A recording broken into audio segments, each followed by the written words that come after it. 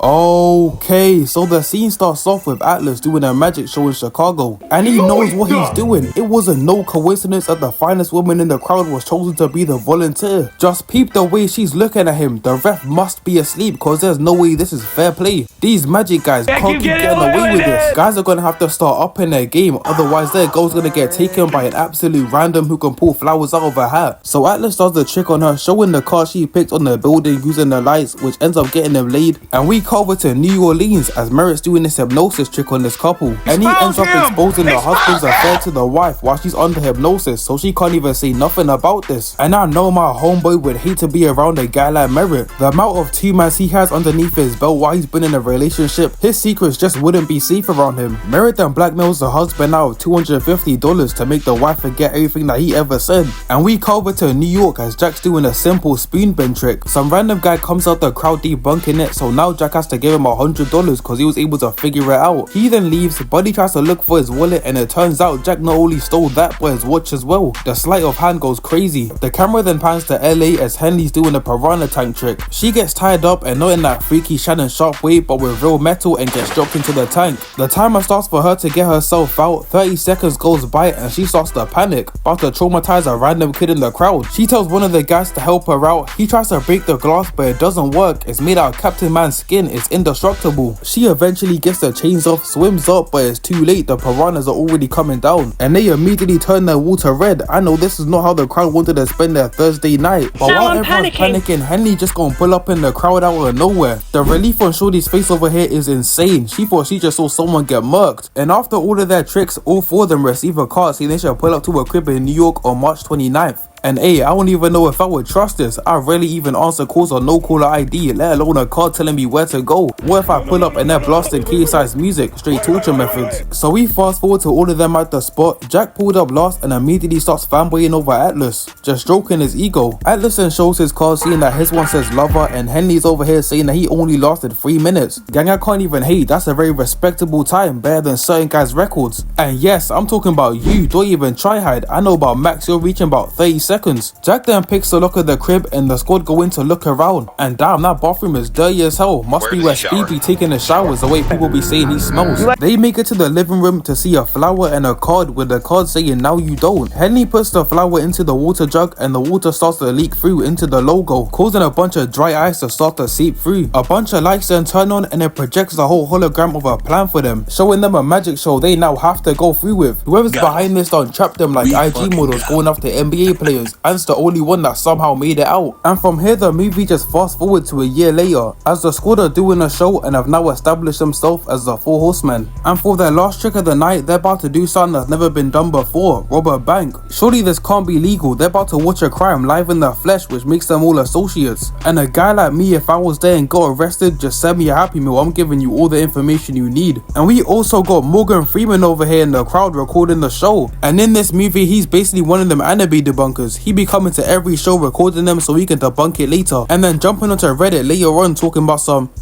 if you actually look closely, they're faking the whole thing. Shut up, bitch! The squad then shout out their benefactor Art. He's basically an Elon Musk, and continue on with the show. They get the crowd to pick out a random seat and get some French guy whose bank is in France. They then call Buddy up onto stage. Merritt hits him with some hypnosis while everyone else is distracted, basically telling him that every time he sees fine shit he has to start barking like a dog. Certain guys don't even need hypnosis to do this, they just do it for the love of the game. They then give him a helmet to put on, tell him to pick a card out the deck to sign, born in the teleportation device out of nowhere, put him inside and send him off to the Sea of Love in the most disturbing way. Whole crowd thought they just saw Buddy get squashed, got turned into one of them TikToks. But Etienne then wakes up in a vault in Paris, standing in front of about 3 million euros. I would have immediately become them two guys from Breaking Bad and took a nap on the money. You just know sleep on 3 million will go crazy, about to have the most expensive dream of your life. Atlas then tells Etienne to put the card he signed and the ticket stuff from the show inside the middle of the money. He drops it in, and Atlas tells Etienne to press the button on the side of his helmet, which turns on a vacuum that's connected from Paris to LA, telling Etienne he's about to feel like he's in Hurricane Katrina for a minute. The vacuum then sucks up the money, and out of nowhere the money starts to fall out from the top of the building in the show. I would have started grabbing as many notes as I can, ain't no one getting in my way. I don't care if you're 5 or you're 60, for 3 mil I'm hitting you with a suplex. The workers in the bank in Paris then open open the vault to see is empty. All that's left is his signed card and the ticket stub. Morgan Freeman over here can't believe this. You just know he's gonna be watching his tape back looking for the smallest details. So the show finishes and we fast forward to the next day as the police are raiding the Horsemen's hotel to arrest them. Cause you can't just rob a whole bank and be chilling at home thinking everything's sweet. We then cut to Dylan as he's being handed the case to take down the Horsemen cause they just stole $3 million from a bank. And his new case partner's over here being a smarter, seeing how they actually stole $3.2 million.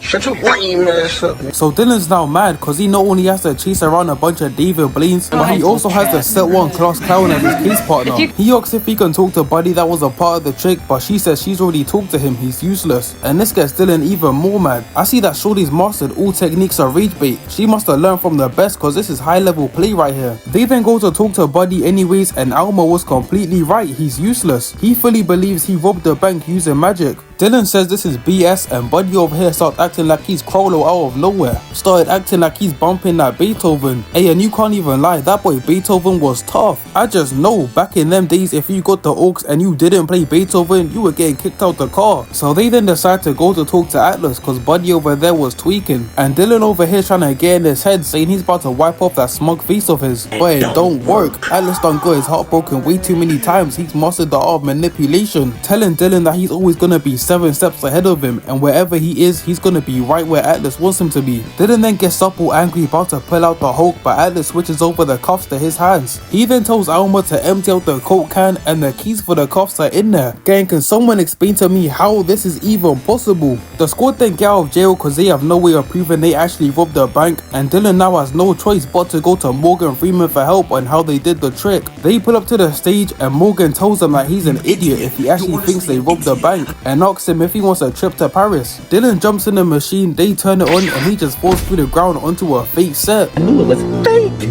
I knew it. Morgan and the rest of them then pull up through the vault door and Morgan explains to Dylan that Essia wasn't a plant. Like a girl stalking her crush, they've been targeting him for ages now. And slowly over time they've been programming his mind to come to LA and come to the show just so they can do this trick. He then explains that the way they got the signature was through his credit card and they actually did steal the money, they just didn't rob the bank at that point in time. They prematurely stole the money while it's still being delivered. They over here acting like they're ninjas. Bro, there is no reason for normal magicians to be doing all this. Bro, just go back to street shows. They then switched out the real money for some flash paper. When it's burned up it leaves no smoke and no residue, which is why the money seemed to have disappeared out of nowhere in the bank in Paris. We then go over to the Horsemen on a private jet on their way to New Orleans for their next show and Merritt and Henley are over here flirting. Atlas peeps this and he just can't stand to see that Merritt's about to win. So he walks over and turns into DDG, straight dirty macking, telling them they got a show to prepare for. And I just wanna know what type of Riz Merritt has. He's over here saying she can use him as a corkscrew. Gang, this is not Riz. The only way this could possibly be considered Riz is if a sexy chocolate nigga like me said it. You know what they said about Shamik and Michael B. Jordan? It's either creepy or it's Riz, and I'm sorry gang, but in this case, that is not Riz. Anyways, Merritt tries to do his whole hypnosis thing on Atlas, but he says he knows how all his little tricks work. So Merritt decides to put him to the test, saying that if he's so confident, he should try it himself on one of their assistants. But Art over here wants to be a part of the squad so bad, he says they should try it on him. So he starts trying to read his mind and says that he used to be a tough kid and had a big rough dog called Ben the Bulldog. I don't know who would call their dog that. He's about to get bullied by the other dogs at the care center for his name.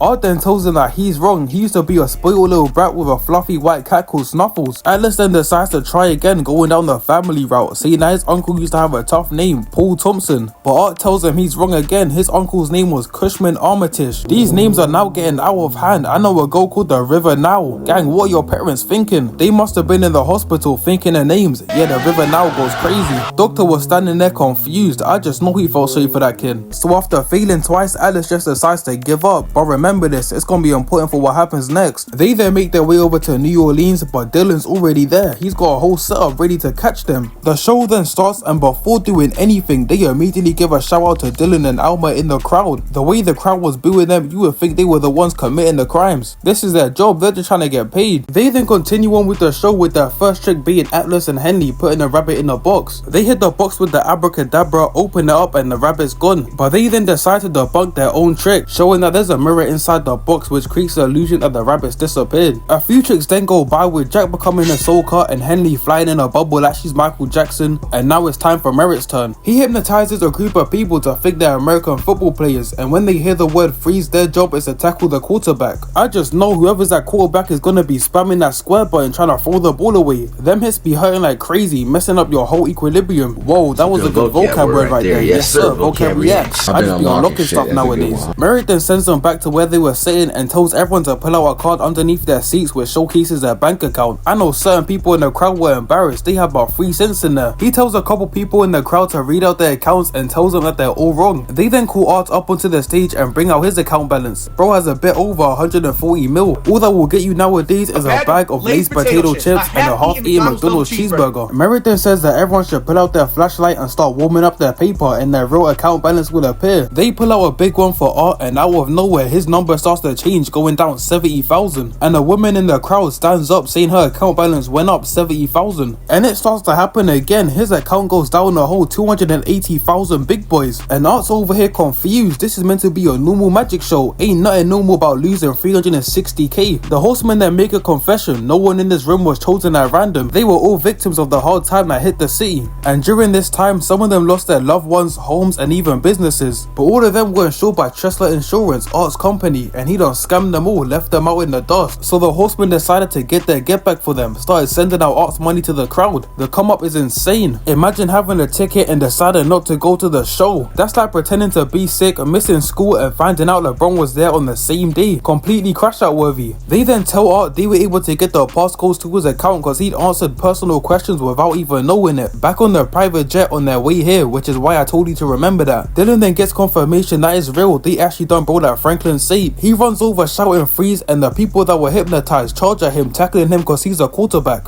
and the squad end up getting away. And Alma over here don't even try to help him. She decides to leave, running up the stairs and chasing the horsemen. Dylan eventually gets out and starts following them using a tracker he placed on them. Over here stepping on cars for the mission. Bro, you know you have to pay for that. He then runs into a bar, starts pushing people out the way like he's in the one intruding their space, and runs into the festival. I don't know how, but Jack was able to switch clothes, turning into a policeman, running past Dylan and slipping the tracking device into his own pocket, and then runs off. Dylan peeps him, tries to follow him, but ends up getting lost in the stores. People over here showing their carcass. Gang, put them fake stuff away. Dylan then stands on top of a police car trying to look around for them. Peeps Alma chasing Atlas and runs after them. They bend the corner, Atlas jumps into a fence. Alma has the chance to take the shot but decides not to take it, allowing Atlas to get away. At least we know she's not a shoot first, ask questions later type of cop. But Dylan runs past, still trying to chase Atlas, following him into a bar but ends up losing him. He starts following him into the toilets using a tracking device but ends up realizing he's been tracking himself. So the whole operation was a failure. The horsemen got away. We then fast forward to Dylan sitting at a bar. Alma pulls up on him and he's mad as hell. He can't believe she didn't take the shot. Buddy thinks she was born in America. Believe it or not, that is not how they do stuff in other countries. Acting like she should go blasting at everyone that's remotely suspicious. She tackles him to the bar table, asserting her dominance, and leaves. And we then fast forward to the both of them in the hotel room. They have a moment where they almost end up kissing, and Dylan peeps that this whole time his phone has been a fake. He's been using a dupe. So he pulls up on the rest of his squad in the truck, and they find out that like me and Duke Dennis, it's an exact clone but with a bug in it. So they've been able to hear every single phone call and see every single text he sent. Atlas done switched it out while he was in the interrogation room. Lucky bro ain't sent no crazy pics, would have had to bleach their eyes. But Dylan tells him to put the chip right back inside. They now got the one up on the horseman and they don't even know it. They then track his real phone to the horseman in New York. I don't know how they're getting around this quick, must be getting no sleep.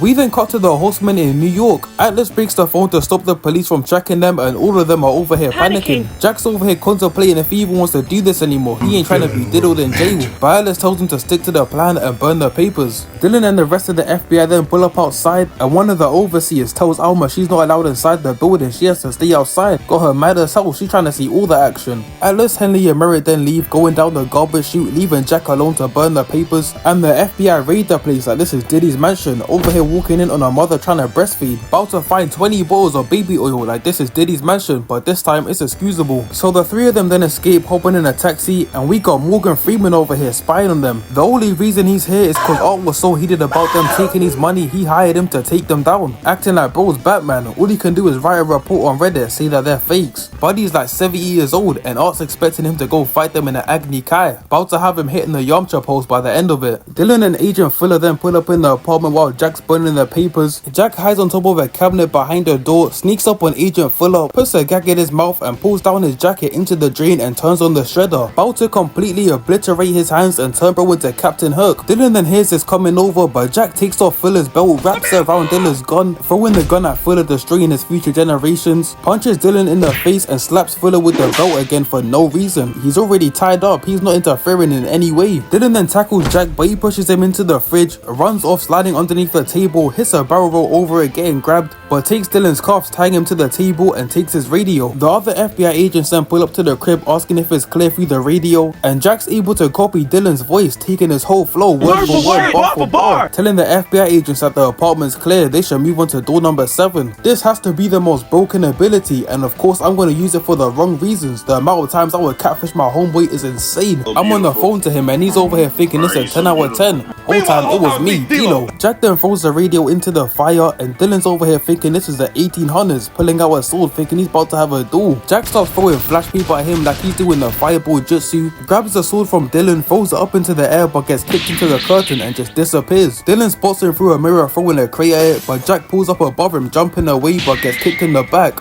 Jack then picks up some playing cards and starts throwing them at Dylan, giving him the craziest paper cuts. Turns and throws one at Fuller yet again for no reason. He hasn't interfered this whole fight. There must be some level of hatred there. Jack runs out the room going down the garbage chute with the last piece of paper they need, and Dylan follows him. They then crash through the paper jobs and both of them go for it, but Jack gets there first, jumping over Dylan, running away. We then cut to Alma and she's tired of sitting around doing nothing, so she jumps out the V and goes to steal Buddy's car, seeing that she's FBI, and drives off. Jack then comes out the building and tries to act discreet in front of 2 FBI agents, but they grab his shoulder, backhand to the face, weave, grabbing both of them, putting them to their knees, grabs Buddy's arms, puts it behind his back, weave again, ties him up and throws him away, jumping in the car, driving off. Dylan then pulls up, tries to stop him, but it's too late, he's already gone, and he's over here thinking he's cooked. The mission is a fail again, but Alma pulls up in the whip telling him to get in, but before they even move, she makes him promise that he will never tell her to stay back again. They then drive off chasing him, and I didn't know Alma was really like that. Reversing the V then spinning it around to continue driving is insane work. I'm sorry, but I wasn't familiar with your game. They then chase Jack onto the bridge. A bus ends up getting in their way for a couple seconds. Jack comes back onto the left lane but ends up crashing into the barrier, flipping his whole car, going tumbling. Now hold on, the way he crashed was a bit suspicious. The only way he could have hit the barrier is if he hit the Mr. Incredible. Dylan then jumps out the V, runs over to the car trying to get Jack out, but Agent Fuller pulls up, seeing that the fire is spreading, the car's about to explode. So Dylan leaves Jack, takes the paper and runs off, and the car explodes, suggesting that Jack's dead. The other horsemen see this on the news and are all sad, but I just know for a fact Art is seeing this and is happy as hell. The get back was generational. You get the same feeling when the guy who murked you on Fortnite and darts on your body gets eliminated by your teammate. Take some weight off your shoulders, feel like a burden's been lifted. Start walking down the street all jolly, giving everyone high fives. Dylan then hops on a call with Morgan Freeman, and he puts in his head that Alma might actually be a spy for the horsemen. She just came out of nowhere and she let Atlas get away back in New Orleans. Dylan then pulls back up to see what's going on, just to find out his whole case has been taken over by this guy. He asks what's happening, Alma tries to speak, and Dylan's over here talking about some "Shut up, bitch."